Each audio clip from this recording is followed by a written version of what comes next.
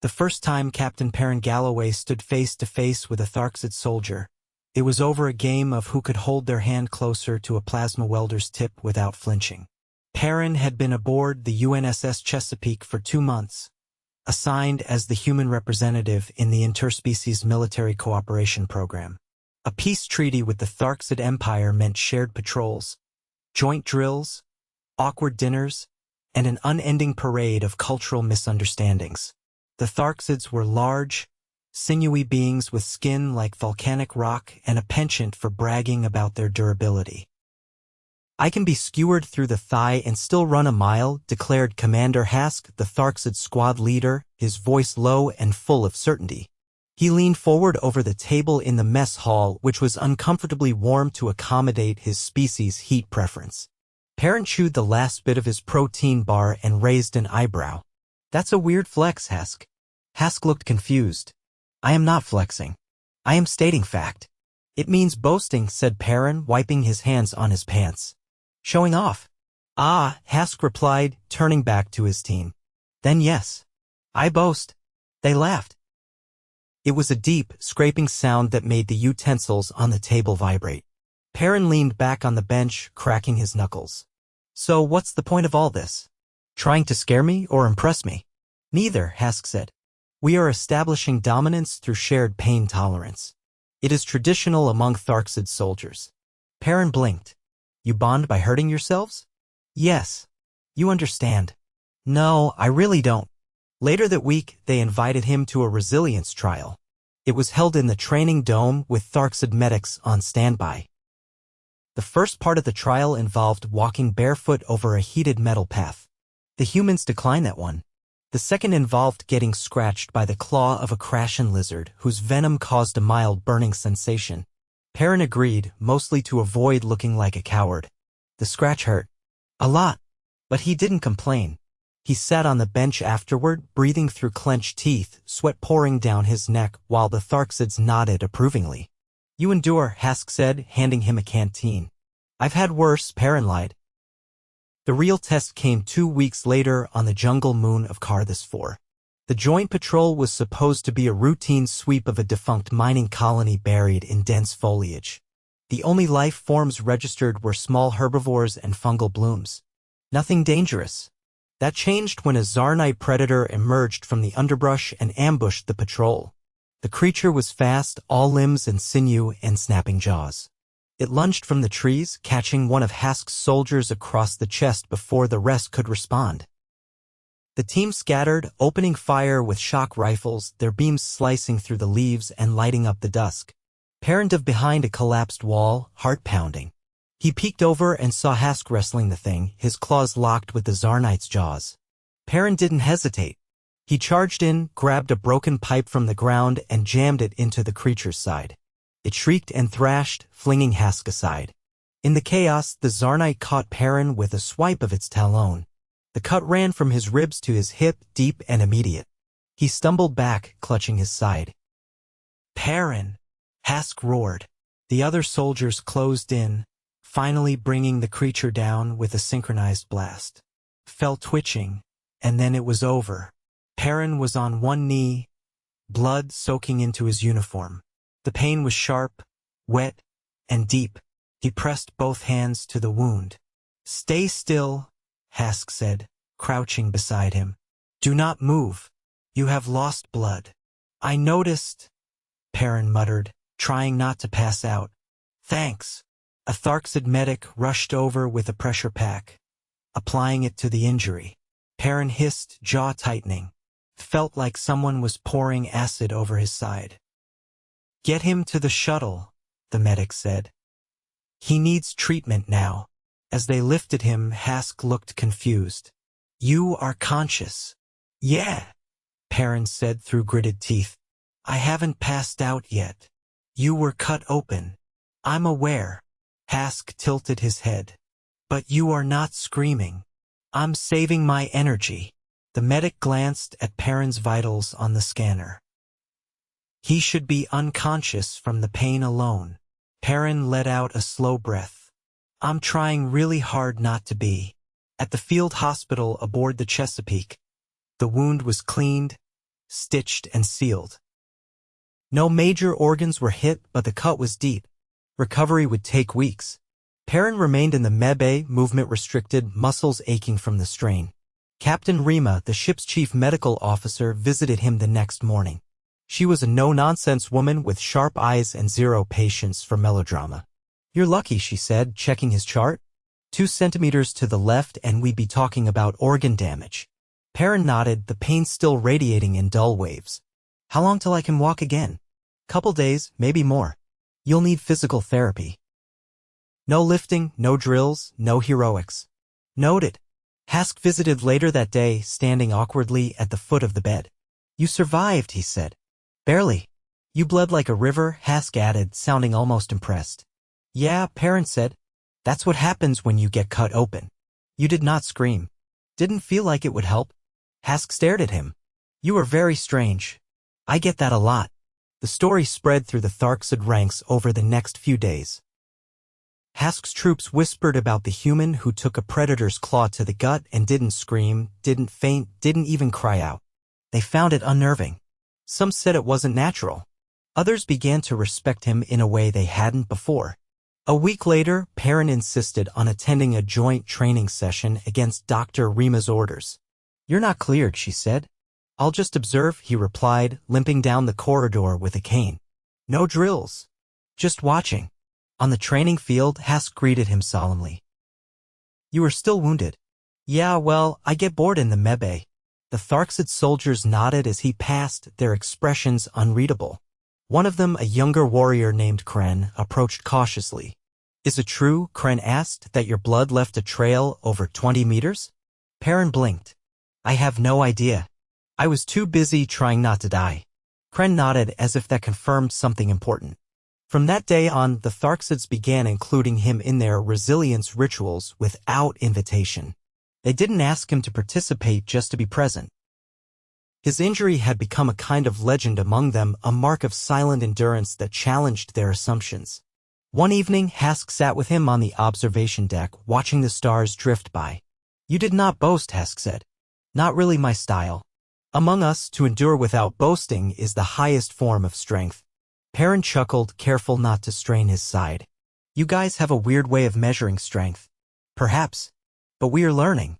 He paused, then added, "I used to believe humans were fragile." "We are," Perin said. "We just pretend we're not." Hask nodded slowly. "That is what frightens us." 3 days after the Jungle Moon incident, Perin sat in the rehab chamber with his shirt off, watching a thin red light trace his side as the dermal regenerator passed over the wound. The machine buzzed softly. Dr. Rima leaned over his shoulder, tapping at a screen. "Scar will stay," she said, squinting at the display. "Not much we can do about that unless you want cosmetic smoothing later." "I'd rather keep it," said Perin. "Makes it easier to win arguments." She didn't laugh. She rarely did. "Flex your side again," she instructed. He obeyed. The muscles beneath the scabbing skin twitched, then tightened. A faint ripple of discomfort crossed his face, but he didn't mention it. She watched carefully. "Still too stiff," she muttered. "Tissues healing slower than I like." "You're not overexerting, are you?" He tried to look innocent. "Define overexerting. You're walking around with a cane, refusing meds, and skipping sleep. That counts." He leaned back against the wall. "You know the Tharxid crew keeps bringing me fruit?" She arched a brow. "Fruit. They call it heartroot. Looks like a shrunken brain. Tastes like burnt cucumber. Very sincere gesture, though. That's not in the nutritional database." "I figured. I gave mine to the hydroponics bay. It's multiplying." She gave him a long look. "Do I want to know what that means?" "No idea yet. Probably not." She sighed and wrapped the scanner cable. "Keep the stim patch on tonight. If there's no improvement by tomorrow, I'll have to sedate you for a full cycle." He grinned. "You're threatening me with a nap. I'm threatening you with compliance." By the time she left, the room was quiet enough to hear the faint hum of the ventilation. Perin rubbed the edge of the sealed wound absent-mindedly. It still burned when he turned too fast. The scar was jagged but clean. It looked like a bolt of lightning had been etched into his side. At noon, he was summoned to the secondary hangar where a Tharxid transport had docked. He hobbled in to find Hask waiting with 6 of his soldiers, all standing in a semicircle around something covered by a gray tarp. They parted as Perin approached. "What's this?" he asked, eyeing the tarp suspiciously. Hask motioned to the object. A gesture of respect. Perin folded his arms. "That's not ominous at all." Hask pulled off the tarp with both hands. Underneath was a suit of armor, black, matte, and shaped to fit a human. It gleamed faintly under the hangar lights, segmented like an insect's exoskeleton. The chest plate bore an emblem not from Earth but Tharxid, a stylized claw wrapped around a flame. Perin ran his hand along the arm segment. It was surprisingly light. "You made this."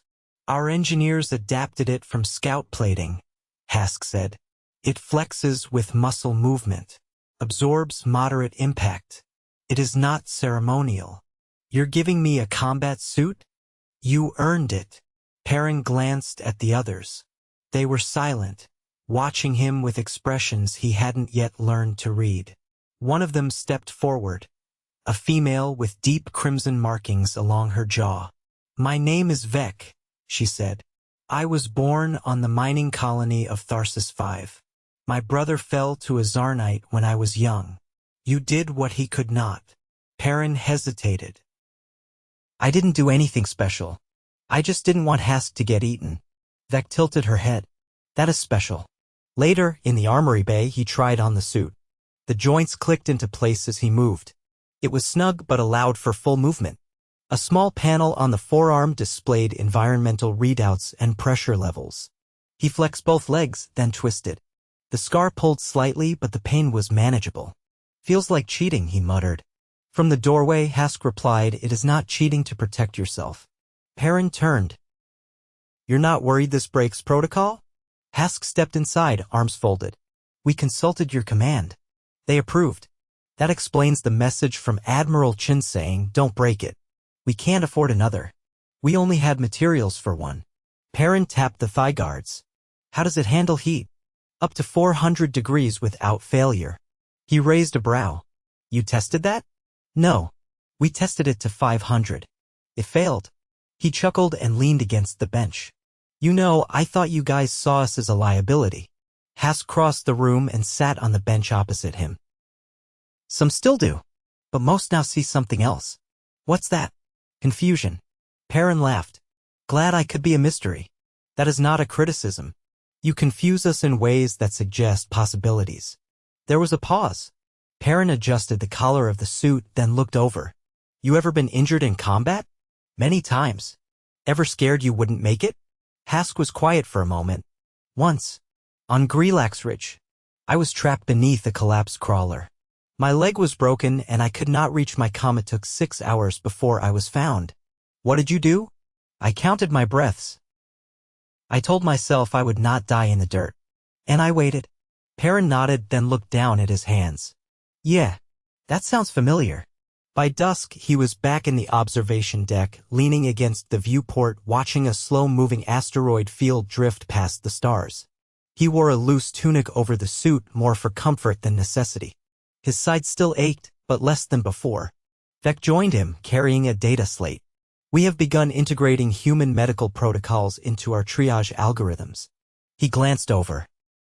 "You're adjusting your battlefield medicine because of me?" "We are adapting. Your biology defies some of our assumptions." "Is that your polite way of saying you thought we were weak?" "No. We thought you were fragile. There is a difference." He looked back at the stars. "Most of us are. But we don't have the luxury of acting like it." She considered that. "You endure by pretending not to be afraid." He didn't answer right away. Then, sometimes pretending is the only way through. She set the data slate down beside him. "Our soldiers want to train with you, not observe you." "Train?" He raised an eyebrow. "You sure they're ready for my version of training?" "There will be push-ups." And sarcasm. "They are willing." A quiet settled between them. Then she added, "I would like to learn sarcasm." He laughed. "It's a dangerous art. I am not afraid." Famous last words. That night, he returned to the med bay to retrieve a fresh stim patch. Dr. Rima was reviewing files, her glasses perched at the end of her nose. You're pushing too hard again, she said without looking up. You say that like it's a surprise. She handed him the patch. You've got new scar tissue forming above the old. I can't stop that unless you sleep more than 3 hours a night and stop wearing armor to breakfast. Perin peeled the backing off the patch. I'm just trying to keep up. They move fast. She finally looked at him. You're not supposed to keep up. You're supposed to lead. He frowned. That's a lot of pressure for a guy who got gutted last week. Then stop getting gutted. He laughed, then winced as the patch pulsed against his skin. Deal. She returned to her files. Don't make me sedate you. He was halfway to the door when he stopped. Doc? She didn't look up. What? Thanks. She waved him off. Go be confusing somewhere else. As he walked back to his quarters, the corridor lights dimmed to night cycle. The ship hummed around him, a quiet rhythm of life continuing through metal veins. He passed a Tharxid technician crouched over a conduit panel who looked up and nodded. Perin nodded back. The armor pressed gently against his side. He didn't feel invincible. But he didn't feel broken either. It was the second morning after Perin had been cleared for light duty and already he was regretting it. He stood on the edge of the auxiliary obstacle range, the Tharxid training crew assembled in an uneven line before him. Most of them were taller than he was by a head and built like ambulatory statues. They stood in expectant silence, claws flexing, shoulders rolled back. The air was humid, thick with the smell of scorched metal and ozone from the prior drill. Perin adjusted the collar of his light-duty uniform and tapped the side of his hip where the scar itched beneath the fabric. It wasn't pain anymore, just a persistent reminder he wasn't quite whole. All right, he said, hands on hips. You've got the strength, speed, and terrifying bone structure. But today we're working on something you're all terrible at. None of them moved. One blinked slowly, moving through a tight corridor without knocking over every support beam like a drunken moose. Sensory coordination? Asked Vec, standing near the front. No, Perin said. Basic spatial awareness. He led them toward the training tunnel, a narrow, zigzagging passage barely wider than a human's shoulders, lined with motion sensors and foam obstacles designed to simulate electrical wiring, coolant lines, and pressure conduits. One misstep and a red light would flash, simulating a ruptured ship system. It was originally designed for Earth cadets learning zero-G maintenance. Now it was about to be the most frustrating 90 minutes of their lives. Perin gestured at the entrance. One at a time. Quiet feet, controlled movement, elbows in. If you hear a buzz, you just cost the ship 10,000 credits in repairs and gave the engineer a migraine. Kren, the youngest of the squad, stepped forward and crouched into the tunnel. His shoulders immediately caught on the second turn. He tried to force through, wedging himself like a cork in a bottle. Nope, Perin called. Back out. You're not a battering ram. Think like a maintenance drone. I do not think like machines, Kren grunted, attempting to reverse without scraping the walls again. The tunnel buzzed 3 times in quick succession. That's 3 coolant lines severed. Congrats, stop twisting. Come out straight. Vec tilted her head. This is counter to our combat instincts. That's the point. If you punch a ventilation shaft, you don't disable the enemy, you just give everyone carbon monoxide poisoning. She nodded once and stepped into the tunnel. 2 hours and 7 resets later, only 2 of them had managed a clean run.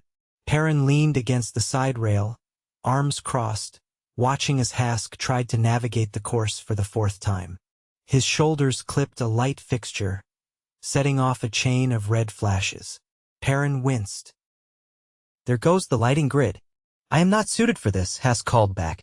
You're not suited for 9-meter crawl spaces during hull breaches either, but that won't stop them from happening. Try again. When the session finally ended, the Tharxids filed out, visibly irritated but too proud to admit it. Perin tossed a water pack toward Kren, who caught it awkwardly and squinted at the seal. It's just water, Perin said. You're not being tested for toxins. Kren popped the seal and took a sip. You make it seem effortless. No. I make it look practiced. You were wounded recently, Vec added. And you still moved through the tunnel faster than us. Because I've done it 100 times, said Perin. And I don't have shoulders like a hoverbike. You are still recovering, Hask said. Yet you train. Perin shrugged. Movement helps. Sitting still makes it worse. Hask narrowed his eyes slightly. Pain improves with exertion? Perin hesitated. No, it doesn't improve. You just stop caring about it. They stood in silence for a moment, the only sound the low hum of the training field's cooling vents. Hask looked down at his clawed hands. Tharxid soldiers are taught to master pain. To ignore it. You're not ignoring it. You're just hiding it better than most. That is mastery. No, Perin said. It's suppression. Different thing. Vec crossed her arms. You distinguish between control and denial. Only because I've done both. One of them gets you through a fight. The other gets you through a recovery. Later that afternoon, Perin returned to the medbay to get his adhesive wrap changed. Dr. Rima was seated beside the diagnostics panel. Her sleeves rolled up, tapping through data logs. She didn't glance up as he entered. You're late. I was teaching tunnel navigation. I'm surprised none of them got stuck permanently. She motioned for him to sit. Off with the shirt. He peeled the uniform top off carefully and sat on the edge of the biobed. She scanned the scar with a handheld monitor, tilting her head slightly. Inflammation's down, but you've stretched the lateral tissue again. Didn't feel it. You wouldn't. The nerve endings were partially cauterized. He watched her work. You ever treated a Tharxid before the treaty? Once. During the mining riots on Kellen's Reach. Burn trauma. They refused sedation. Sounds familiar. They screamed for 2 hours anyway. He blinked. I thought they had high pain tolerance. They do. But that doesn't mean they're immune. It just means they're proud and no one taught them they could ask for help. Perin lay back as she applied the fresh wrap. They're not that different from us, he said. No, they're not. But they think they are. When he returned to the mess hall that evening, it was quieter than usual. The Tharxid team had taken a corner table, hunched together, heads lowered in a posture that might have been introspection or indigestion. It was hard to tell. Perin grabbed a nutrient pack and sat nearby. The silence stretched until Kren turned to him. What is your method for pain? Perin chewed, swallowed, and wiped his mouth. Distraction. I count things. Ceiling tiles. Breaths. Steps. Sometimes I recite lyrics in my head. Lyrics? Old music. Songs I grew up with. The ones with weird metaphors always work best. Keeps the brain busy. Vec leaned forward. And this helps. It doesn't fix anything. But it gives the pain less space to grow. Hask looked at his team. We are not taught this. You don't have to be. You just try it when you're desperate. Kren tapped the table. What if distraction fails? Then you acknowledge the pain. You don't fight it. You let it exist without letting it control you. The group went quiet again. For the first time, the silence felt less heavy. As he stood to leave, Vec reached into a pouch and pulled out a small object wrapped in a cloth. She extended it toward him. It was a carved shard of obsidian, smoothed at the edges and polished to a dull sheen. This is a shard from Grilax Ridge, she said, where Hask once bled into the soil. It is given to those who return from the edge. Perin held it carefully. It was warm from her hand. I'm not sure I deserve this, he said. You bled into the soil, too. That night, he placed the shard on his shelf, between a cracked mug and a photo of his crew from a previous posting. He lay in bed with the lights dimmed. The scar didn't hurt as much. The room was quiet. The ship thrummed faintly in the walls. He counted the rhythms. 1, 2, 3, 4. Then he let them go.